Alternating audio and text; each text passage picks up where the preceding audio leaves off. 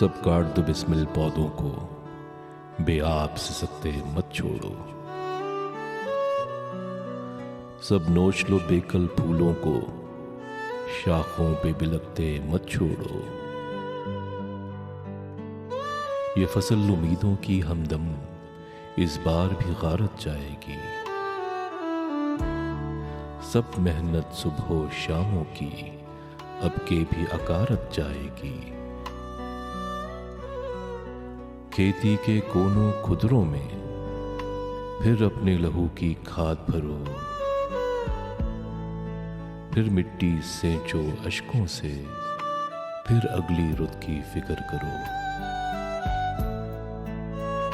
फिर अगली रुत की फिक्र करो, जब फिर एक बार उजड़ना है। एक फसल पक्की तो भर पाया, जब तक तो यही कुछ करना है।